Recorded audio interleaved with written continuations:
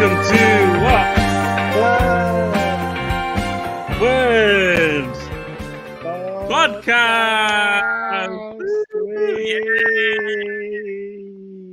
Clap, clap, clap, clap, clap. Welcome back, guys. Good to have you with us. Sorry that we're 2 minutes late. How? Don't worry about that. Don't worry about that. We're just polite. It's just life. Just life, guys. Life. Yeah. Eamon, tell people how you've been. Obviously, we had it was a mini hiatus while there was other scheduled programming. So yes. Tell the people how you are doing today. Yeah, pretty sound. Can't complain. It's been 2 weeks, so in those 2 weeks, to sum up in a score rating out of 10, solid 10. Wow, nice. Yeah, can't complain. What about you, mate? I would say, if yours is a 10, I feel like mine would also be a 10 because it's been a pretty good week. It's been a very productive week. Loads of things gone well work-wise as well. We tried out a new broadcast from the building today. Nothing went wrong, which in technology is good. So now I can figure out stuff how to get better instead of being like, why did this break? So that's nice. Man, it's been a good week. It's been a good week. And just some update the people. Just say, if you don't know, which you probably do, but if you don't know, the reason why we weren't here last week is because we did an alternate thing called My Story. Yes, we did. In which, myself and the guest today were hosting. Warner was working behind the scenes, making sure everything ran smoothly. And we just shared testimonies, prayed for people and stuff like that. It was good. It was good. And, but we're back and we're happy to be back to chat again, to talk to you guys, talk to guests. We'll save talking about that for when she's on. But yeah, it was very good. It was a bit of a stressful 15 minutes beforehand, just making sure stuff was working. Yeah. And then as always with your first trial of something live, there were issues that you don't know where they stem from until you work your way through. So about 15 minutes in, the audio finally settled. Yeah. It was good, but yeah, it's exciting to be outputting things and anyway, I'll end up speaking about it. So save it till later. Yeah, let's save it. Do you want to take us through our cool cue of the week? Cool cue of the week. We still had two, so I'm just going to go with one of them. I'm just going to throw it out there. I don't know which one we decided finally, but as I said, the cool cue for this week is if you could be the main character in any Disney movie, what would it be? Warner, tell us. Oh, that's really hard. It's a tough one, isn't it? We're not just talking about classic Disney, are we? Like stuff like Star Wars.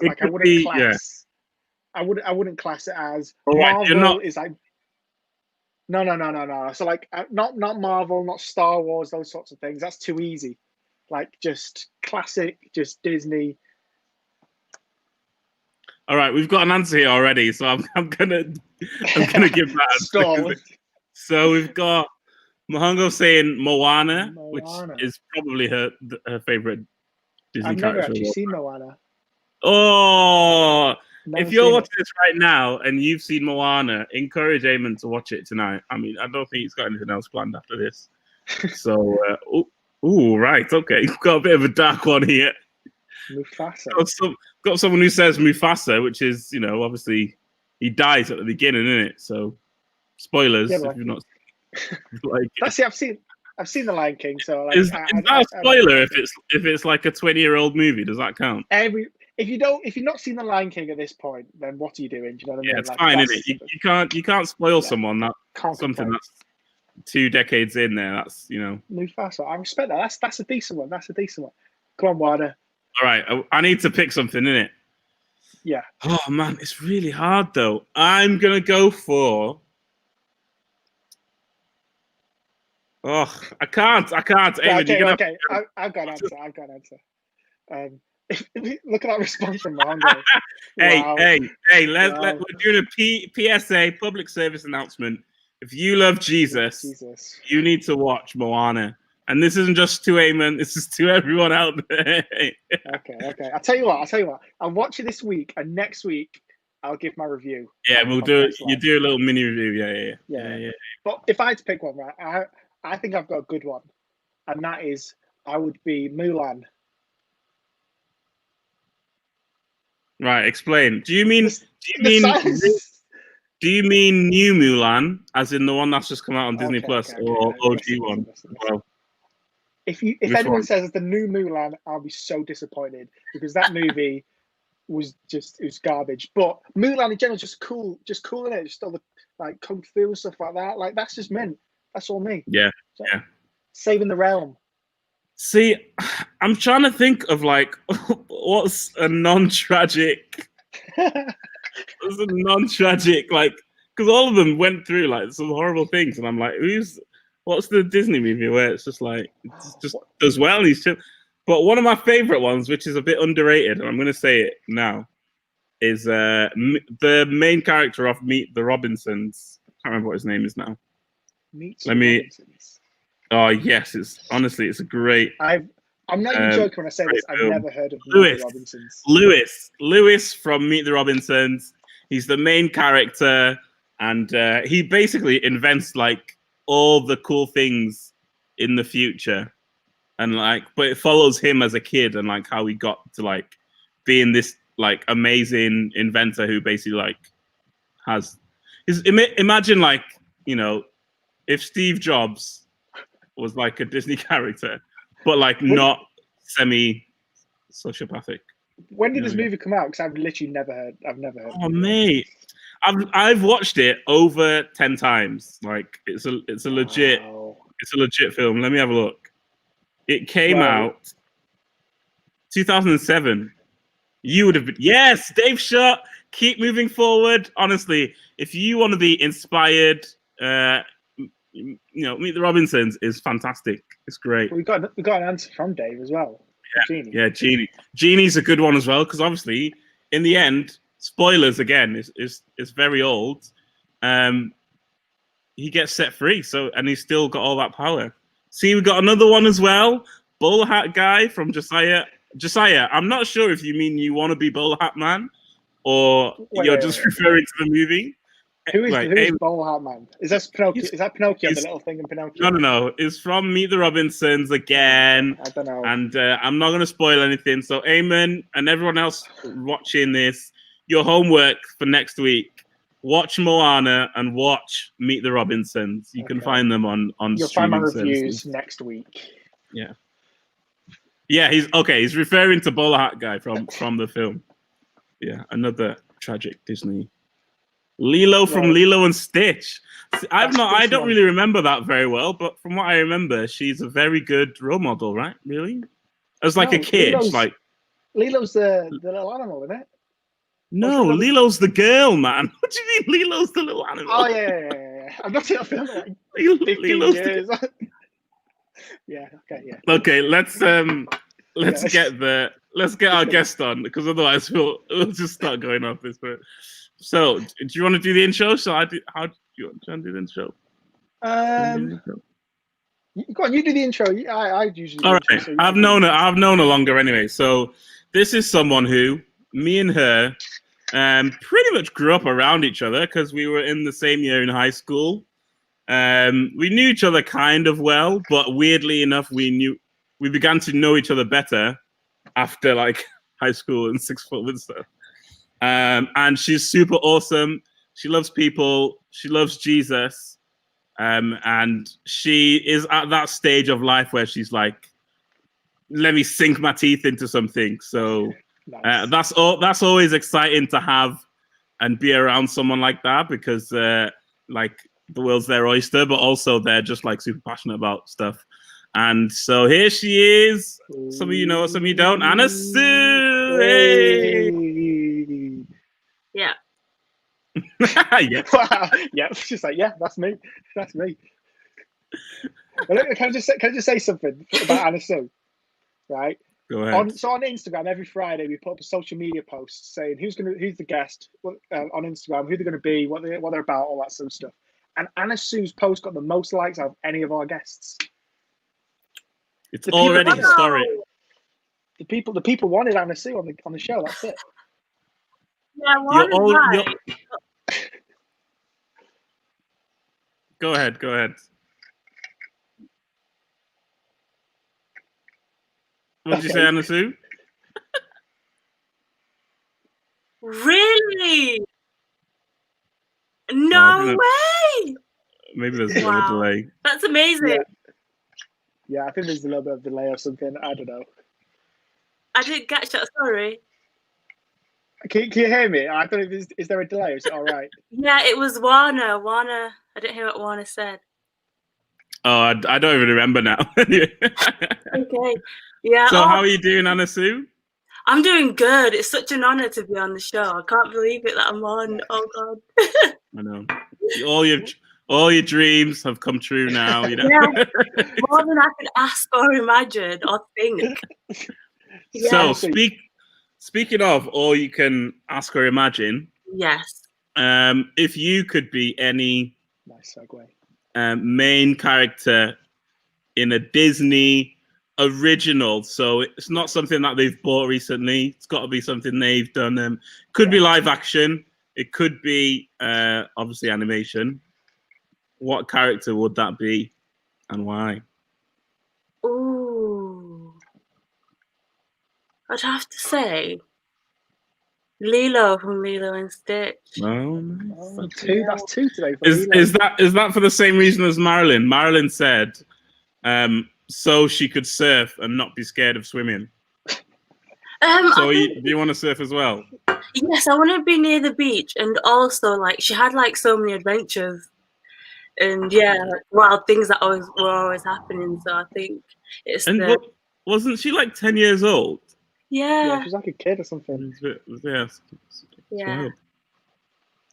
All right, so I guess we've still the comments are enjoying that discussion, so we'll let them get on with that. But Anesu, tell us and tell people who are watching live or later, give us a brief overview of who you are. Yeah, so I'm Anesu, and Warner did explain that we'd have known each other since we were kids. So I'm from Manchester, Oldham. That's where I've lived most of my life. And I love the city, love the people. It's got great people. I studied fashion. I've got a bit of an art background. So anything I'm getting into. So I'm on the creative side. So anything to do with fashion, makeup, that's my sort of thing, and art as well. I'm 26. I'm originally from Zimbabwe, Africa, if you don't know. Yes, I speak 2 languages, English and Shona, but I'm heading towards speaking English more fluently because I don't really speak that much Shona at home anymore. And I can read and write in English better. I love people. I love Jesus. And that just like sums up my whole world. It's just people, Jesus, and arty stuff. That's just me. Nice. I like that I nailed 2 out of the 3 things. I forgot about the fashion. I got the other 2 things down. So tell us a bit about your family. What was your family like? Obviously we know, but so I'm one of 4. I'm the last born, and I've got an older sister who's great, and I've got 2 brothers in between us, and altogether there's like a 6 years difference, 2 years in between each child. And I'd say growing up, I was more on the boisterous side, always with my brothers. My sister was like my protector, my kind of sister / mother, and I kind of feel like that's just kind of made me who I am.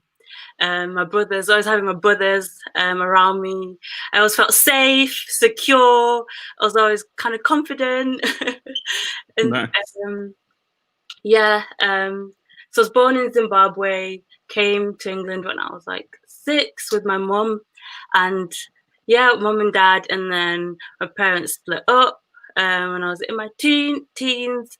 Yeah, and I think that obviously did have kind of effect on me, but I think through having faith and having church and having family, that's what kind of has kind of kept me and kept the family as well, kept us all together. So yeah, that's roughly about that's my background. Cool. Yeah. So talking about faith, when did that begin for you? When was it that you decided, all right, Anesu, I'm going to be following Jesus now? When did that happen for you? And how did that, was that like a quick thing, or was that a bit of a process for you? What was that like? Yeah. So my parents were involved in leadership, and so I was kind of born into the Christian faith.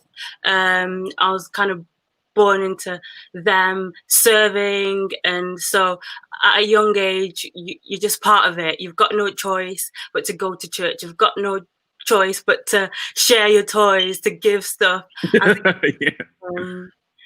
Yes, I remember we were still in Zimbabwe and we were at church, and I remember it was during praise and worship. I think they had like an altar call. I think I was like 5, and I remember the Holy Spirit moving, and it was wild. People were being set free from spirits, but I think I wasn't scared. In that moment, I kind of like, I had a heart moment and my heart was open to the Holy Spirit. So I think that was like my moment when I was like, oh, like, I like this. I want more. So my mom, even being 5, she'd make us fast. And Wow. I would willingly do it, and I'd partake. Yeah, if we'd had people in the house, it's like the atmosphere would take over and I would enjoy it and go, along with the spirit and stuff. So yeah, so that was kind of like, yeah, how I kind of fell in love with God. Yeah. Awesome. So, and what I find so interesting is that a lot of, like, sometimes when you're older, you can think like, oh, like it's so complicated explaining like faith and a relationship with Jesus to a kid, and you're like, you gotta wait until like you're cognizant, you can hold strong conversation. We know that you can think logically. Before then, it's like, all right, now you're allowed to decide. But like for me as well, I was about 4 or 5 years old and I decided. And it's amazing how even when someone is so young, they can have such a clear experience of God. They're like, cool, like it makes sense. Like, why I don't need to bother like with a deconstructionist thing. I'm just gonna, like it makes sense. So why am I messing around? Yeah. That's awesome. So then how did you find the transition from Zimbabwe to coming here? Was that smooth for you? Was that okay for you? Because we also came here when I was 5 or 6. I'll get corrected in the comments if I'm wrong about that. But when I was about 5 or 6, and what really helped us was I don't know whether someone we knew invited us to a church meeting, and like within the first week, which was like this evening thing they were doing, and we like met a family there, bonded, and so like that helped the transition of leaving somewhere that you've known and then coming to a new place. So how did you find that even at a young age? I feel like it was smooth for me because one, in Zimbabwe they taught English, so in school, primary school, I was learning to read English. I still can't read Shona even though it's my first language. So coming here with the language barrier, it was never a thing. It wasn't that hard as a child. And also because my parents were kind of like in leadership and involved with the church, there was kind of like links here. So it was kind of like moving into one family into another. It was obviously like you're learning because like England is not how it's not like Africa. The houses are smaller, the yards are smaller, it's colder, Yeah. multicultural. Even though like there isn't much racial issues in Zimbabwe, it was obviously okay getting used to different, cultures, foods, Yeah. stuff. Yeah. Awesome. So how did you find like being in high school Yeah. and having a faith? Yeah. Did you feel like you balanced that well? Was that like tough for you, or because it could be quite challenging even just to be open about faith as a teenager, and also like being in that background of Yeah. like Jesus is a part of your family and like your family life. Yeah. So that there could be some pressures that a teenager can feel with that. How did you deal with that while you were at Blue Coat School, Oldham? Well, I feel like I I I handled it well, but I feel like there was a lot of peer pressure. So I didn't really talk about my faith as much as I wish I would have. Yeah, so yeah, I feel like I went into high school. I feel like faith kept me, because there's loads of stuff that I could have engaged in because I wasn't popular, but I got along with everyone. Like everyone just got around with me. So sometimes it's like I would make friends with people who I shouldn't make friends with, but God would find a way of like bringing me out of the situations. So I kind of feel like because of the faith I had and the background I had, God kind of kept me from making decisions.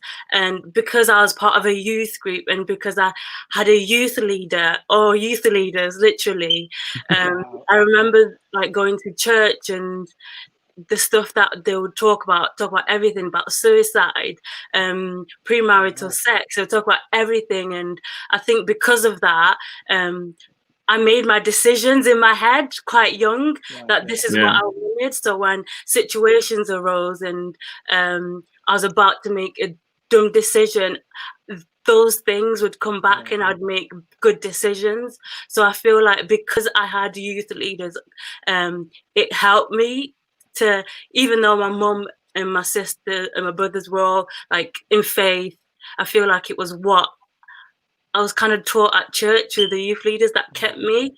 And I feel like as soon as we left high school, that's when my relationship with God kind of deepened, because 16, summer holidays, and you're like, oh, I want to live life. And it just turned around for me. I found myself in church all the time. And I feel like that's where when my relationship with God kind of catapulted. And I did feel a bit bad, like, oh, maybe I should have talked more about my faith. But because we went to a Church of England school, I kind of felt like I didn't have to in a way, if you know what I mean. Because we talked about God all the time, and we had like LZ7 coming in. We did, LZ7, what? Yeah, I used to have LZ7. Absolute throwback. So take us then to a few years in now. You're back again in Oldham. Yeah. And then you make what some would say is a pretty radical decision. Yeah. To move down to Cardiff for a year. Yeah. Yes. And in order to study at Covenant College. Don't know if Dave's still watching, but shout out to Dave. If you're interested in going to Covenant College, little plug, go to Covenant College. Whatever age you are, you should go because it's great. And almost everyone we know has had some kind of interaction with it. Yeah, everyone on the podcast has been or taught there or something. So yeah. So where did you always have that idea of like, I know that I would like to study God and theology, or was it like not at all in your mind frame of like, at some point in my life, I'm gonna spend a year out of my plans to go and do this. Yeah. So like what I said before, like after I finished high school, I'd say about 16, 18, I kind of went radical for God. And a part of me was like I was literally about wanting to drop everything, and the idea of going to Bible school was there. But then because obviously I was young and I just thought it was best for me to carry on with education. So I carried on with education, did my high level diploma, finished that, and then moved back to Oldham.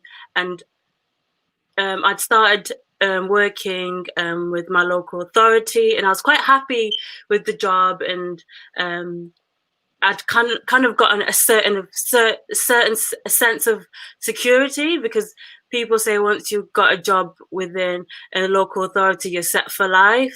So I kind of like started to plan my life. Like, okay, I'll be set. You know what I mean? I'm set for life.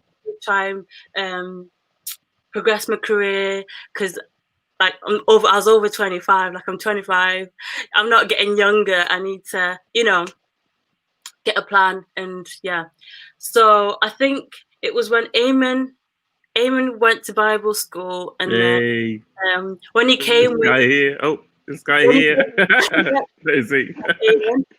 When he came with the year, everyone was like, "Oh, honestly, have you thought of Bible college? Have you thought?" And I was like, yeah, but because I've got this plan. So no, and then another night, I think it was the last night when they were in Oldham, about 6 people were like, Marilyn was one of them, James Carr was one of them, and they were like, Rosemary was one of them, and I was like, no, God hasn't told me. You've told me, but God hasn't told me. So good job. So nope. So I kind of put it in the back of my head. And previously I had a friend called Isabel, and she was like, let's go. And I was like, no, God hasn't told me. He's told you. He hasn't told me. So I kind of obviously had it in the back of my mind, and I was like, oh, I've got this plan. And plus with work, I'd started training for a new role. So I was like, nope, I'm still training. I don't want to, take a break. And then I think it was Eamon's graduation. I had Isabel telling me, because I think they had an announcement that had spaces, and she was like, Anesu, have you prayed about it? And then I was like, I haven't. I'll pray. And then I remember going to God and say, God, if you want me to go, you have to speak to me. And then he did. The following Monday, literally, I was in my bedroom, and it's like my room just brightened, and it was like, I've got a place for you, I've got people for you. And I was like, no. I love that. I'm like, this could be the devil trying to trick you out of a great career. Yeah. Well, if this is you, God, I need you to speak to my elder. I need to hear it from him. And then the Thursday we had a church meeting at church, and then Ezekiel was talking about Bible college and about Amen. And then, was it Sunday? And then he was looking right at me. We were making eye contact. And I was like, no. In that moment, Elizabeth was like, Elizabeth Smith was like, Anesu, where are you going? And I was like, no. And then I went home, and I was like, God, if it's you, I need him to say it again. And then he did. And then and then eventually I had a conversation with Mahongo and Ezekiel, and then awesome. See, I love that, because it seemed like with many people, many people have the exact same story. You know what I mean? They have something good coming up or going, and they're like, yeah, I've got a plan. You know what I mean? I'm going to do this. And God's like, nah, you're going to go to Bible school. And they're like, no, this is Bible, and it ends up working out really well for everyone. Literally. Yeah, it seems like God very rarely comes to you when you're like completely situationally ready to go. Yeah. It's like when you think everything's sorted and you're just like you're comfortable because like, all right, cool, let's shake this up a little bit. Here's the new thing for you. So how did you find then that the environment of being there? Obviously you didn't go in with a long built expectation of like, I'm going to Bible college, and you know, for months and months, because it was kind of months and months of I'm fine, I'm not going. So what were the expectations that you had in there, and how did you find that time period of like bubble? I was quite nervous because I'm a planner. But because I knew it was kind of like a God thing, I kind of like didn't have too much expectations. I had expectations for myself, um, kind of like my time with God and what I wanted to get from the lectures. I was quite obviously anxious and nervous because I didn't know much people from Cardiff. So I did work myself up for nothing a little bit in regards to that, because when I did go, I found myself, it felt like I was already with family. And yeah, so it was better than what I'd expected. In terms of academics, I already knew it was going to be kind of like a challenge for me because I'm on the creative side, and I know my weaknesses and my strengths. So I was a bit anxious and nervous on that end. But honestly, like with the help and the support, you get through it, and also it becomes fun as well whilst you're learning. So I kind of learned to, to survive. Yeah. And then obviously with the evangelism and stuff, it's like you learn to come out of your shell and start to enjoy it, and you're looking forward to the next time you're going out and stuff like that. So most of us know you now as someone very open and excited about evangelism and sharing the gospel with people. Was that something that you had before then, or is that something that you think was really like birthed fully while you were in Cardiff? I'd say I've always kind of had a love for people and a love for people to know God, but because I'm quite like a close and intimate person, I'm not one for like speaking to strangers randomly, because I automatically think stranger danger. You've obviously been well taught. I feel like I always yeah. So I was obviously kind of I already had that passion for people, and there were times in the past where God would kind of prod me to speak to people, but I'd say the fullness of it was birthed in Cardiff, and like in terms of confidence and it being like a passion, like I want to do this now, like yeah. So what did that confidence gaining process look like for you?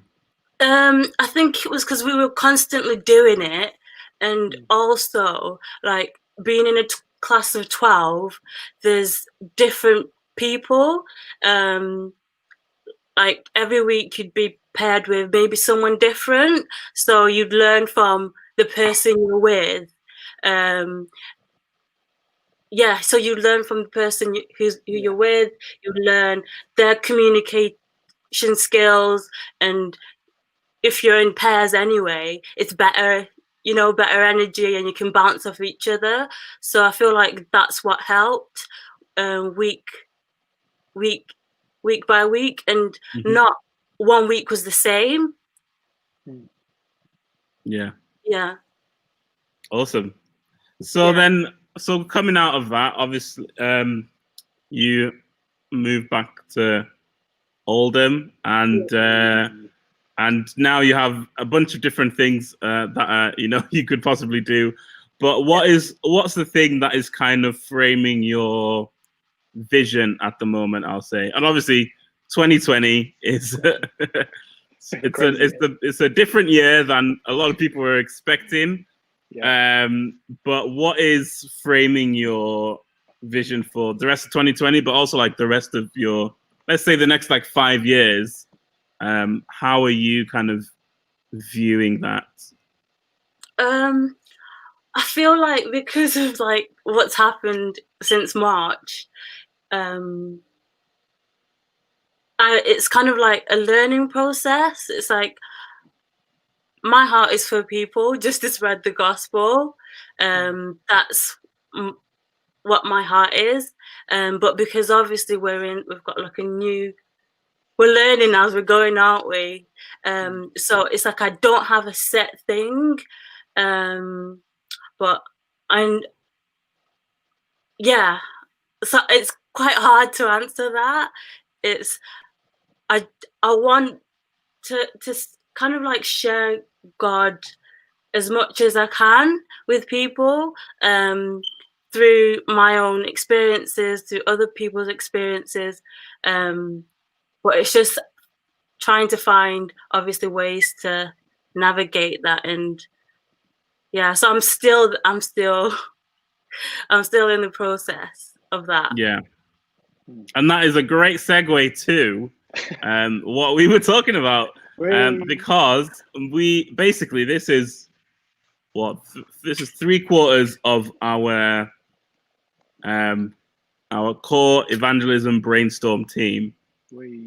And we were tasked by our fearless leader, as Eamon refers to him as, to do something evangelistically in the middle of a pandemic, when you're not advised to be around crowds of people, and you're not really advised to be handing things out to people, which would kind of be our standard evangelism things. Would be, let's go out in the street, or let's do a fun day in the community or something like that.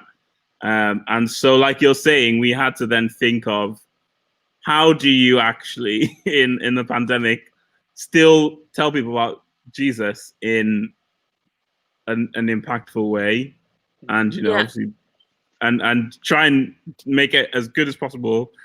And so that's kind of what happened last week. We saw the first thing of that. First of all, let me ask both of you, because you were the hosts, how did you find that experience of doing that? Let me just explain the format for people while just so they're aware. So if you haven't watched it, first of all, check it out, and go on our Facebook page, YouTube, All Nations Church Oldham.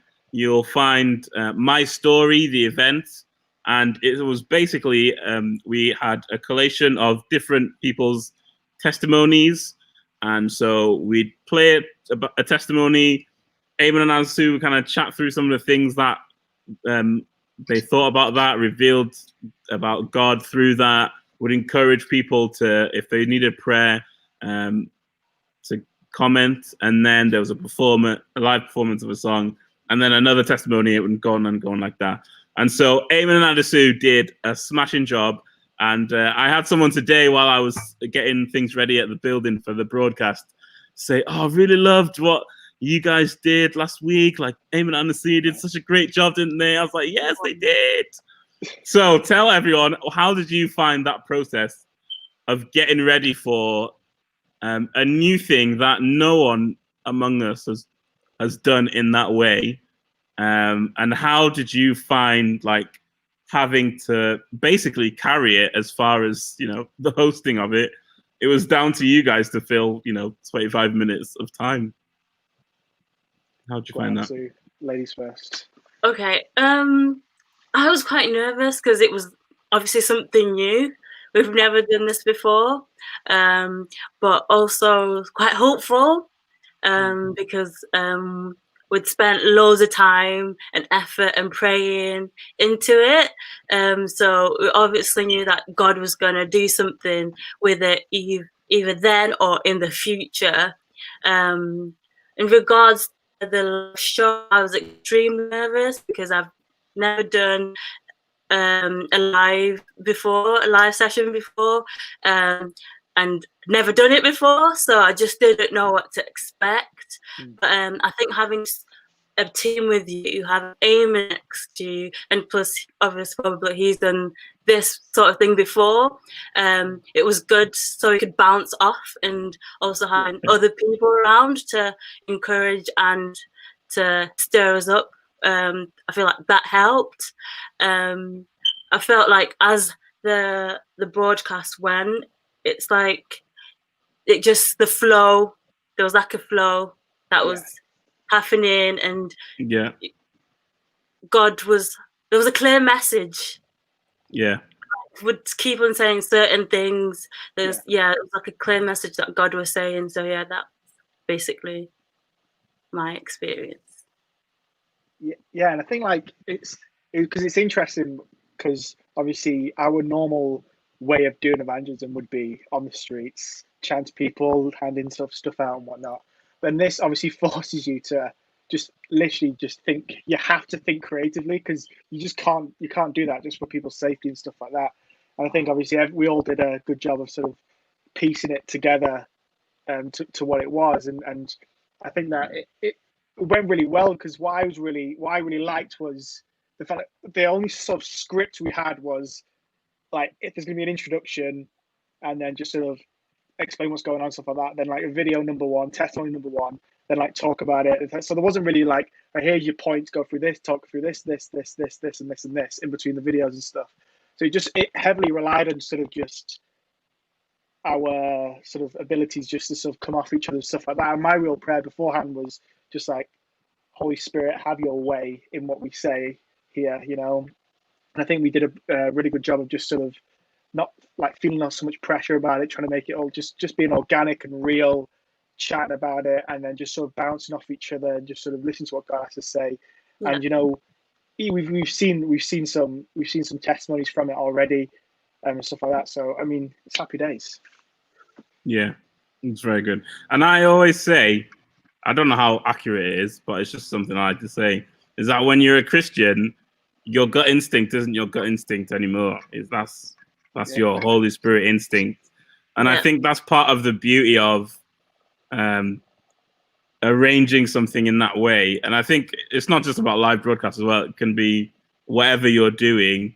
It's like allowing space for the Holy Spirit to fill it in. And so there was stuff that you guys spoke about specifically on that night, which I wouldn't have been able to be like, okay, cool. Like on Sunday evening, this is me jotting things down on Thursday, Friday. I'll get Eamon and Anesu to chat about this story or to bring this thing out of this thing. Because then you're just like, you're boxing everything in and you're leaving the Holy Spirit like this much room to work in. Yeah, which obviously you'll still do it. But I think it's way better if it's like, you know, you have the structure that you need to make sure that like you can do what you need to do from your side. And then you trust the Holy Spirit to do the rest. And what is amazing is that like we saw testimonies just from that evening. Do you want to talk about that, Eamon, a little bit? Yeah, so one of the sort of things for the marketing strategy, or whatever you want to call it, just sort of trying to get it out there was going on TikTok. And, you know, even though it's just mostly for kids, just putting dancing videos on there or stuff like that, there's a big Christian community on there. So I made a TikTok and I was just like, hey guys, I'm going to be praying for people, blah, blah, blah, blah. And I got a few messages of some people asking for prayer. And there's one girl in particular who messaged me and she said, showed the TikTok, and I actually think she's from like Germany or somewhere random like that, somewhere in Europe. And she messaged me and said she's sort of got rid of all these like bad thoughts and stuff like that. Like her mind's quite sort of clouded with a lot of sort of mess and noise and whatnot. So just before the live stream started, we just prayed for her, you know, just very quickly. It wasn't anything long-winded or anything like that, you know, it was just very quick. And I got a message back a few days later just saying since the live stream, her mind has just been so clear. There's like all the bad thoughts she was having and stuff like that, and all the sort of mess that's been going on in there has just been cleared. She just feels so much peace and stuff like that. And she's just really thankful to God. And you know, what we're really thankful for is, you know, is the fact that before we doing the live stream, when we prayed together as a team with Camila, the fourth member. I don't know if you mentioned her name before. Shout out to Camila. One of the things we prayed one of the things that sort of the Lord was really speaking about was just that, so we can just rest in what we do and what we say, and that we don't need to be so focused on numbers and all this sort of stuff. And you know, and what we do is going to have a snowball effect. And just the fact that, you know, we got to see and we got to pray for some other people as well, but I haven't heard anything back from those people yet. But you know, just the fact that God has moved and He's able to move and He's working in what we're doing, but just being faithful and just putting stuff out there and just being willing to sort of say, Lord, even if it all goes wrong with the live stream, it doesn't matter. We're just going to sort of try and do it anyway, and we're going to just sort of share testimonies and pray for people as much as we can. And we've seen God answer prayer from it, so it's great. Yeah, and like you were saying, Anesu, it's about, you know, finding ways of how do we continue to present God to people. Yeah. And what's the best way that we can do that to reach them? So just as we're finishing up, as we've done about time now, if there's one thing or encouragement that you want to leave people with, the floor is yours. Oh, yeah. I just want to encourage people in the time and space that we're in. That there's obviously a lot of people who are living in fear. And you know, it's not God's desire for us to live in fear. So I feel like for those of us who have faith, just not to be shy to shine, and to help people who maybe like experiencing anxiety. It could be just a simple smile, it could be you know, a simple "how are you" and a simple text message. Because you just never know what's going on inside and what's already working within their spirits. So that's one thing that I would really want to encourage all of these, that we have the life of Christ living in us, that it says that it's no longer, Paul says that it's no longer him that lives, but Christ. And that's the same with us. We're living Jesus's life, and we get the chance to display him wherever we go. Whether if it's on Instagram, whether it's at school, whether it's at work, we have that capability to shine and to outwork the life of Jesus, because we are called out of nothing to be a blessing. Yeah. Awesome. Amazing. That's a great way to end it. So thank you, Anesu. Thank you for joining us. Oh, thank you. And, dropping nuggets of wisdom. If you guys enjoyed it, let her know. If you, obviously quite a few of you watching know her personally, so you know, encourage her as well. She is still getting used to all these different live things. So let her know if you liked what she said. She did a good job. And we'll be back again next week.